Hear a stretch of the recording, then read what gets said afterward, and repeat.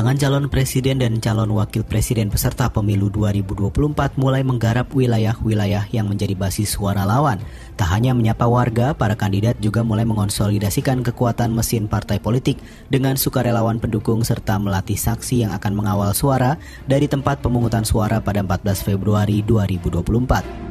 Di hari ke-7 masa kampanye Senin 4 Desember 2023, pasangan Capres-Cawapres nomor urut 1 Anies Baswedan Muhaimin Iskandar berkampanye di wilayah yang merupakan basis suara Prabowo Subianto.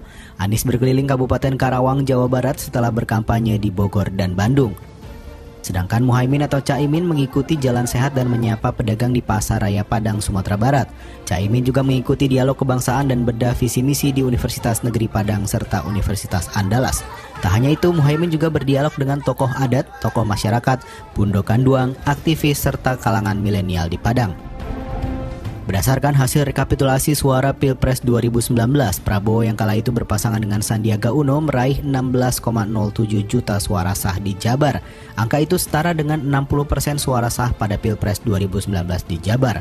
Prabowo juga menang telak di Sumbar pada Pilpres 2019 dengan meraup 85,95% suara sah di provinsi tersebut. Tak hanya pasangan nomor urut 1, pasangan Capres-Cawapres nomor urut 3 Ganjar Pranowo Mahfud MD juga menyasar wilayah basis suara lawan.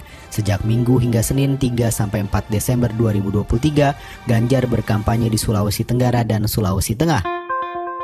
Setelah berkampanye di Kendari, Sultra pada Minggu, Ganjar melanjutkan kampanye ke Palu dan Donggala, Sulawesi Tengah. Di dua daerah itu, Ganjar bertemu tim pemenangan daerah, calon anggota legislatif dari partai politik pengusungnya, dan para sukarelawan pendukung. Bisa dikatakan Sultra merupakan wilayah basis suara Prabowo, sebab pada Pilpres 2019, Prabowo meraih 60,25% suara sah di provinsi itu. Sementara itu, Sulteng merupakan wilayah basis suara Partai Nasdem, salah satu partai pengusung Anies Muhaimin. Partai politik pimpinan Surya Paloh itu meraih jumlah kursi terbesar, yakni 7 kursi di DPRD Provinsi serta 55 kursi di 13 DPRD Kabupaten Kota pada pemilu 2019. Bahkan Gubernur Sulteng Rusdi Mastura merupakan kader Nasdem sebelum pindah ke Partai Gerindra. Beda dengan dua capres lainnya, pada Senin Prabowo tidak berkampanye. Menteri Pertahanan itu memilih bekerja. Hanya cawapresnya Gibran Rakabuming Raka yang belusukan menyapa warga di Tangerang, Banten. Direktur Eksekutif Parameter Politik Indonesia Adi Prayitno berpandangan upaya calon presiden berkampanye di basis lawan dilakukan untuk memperkecil selisih kekalahan.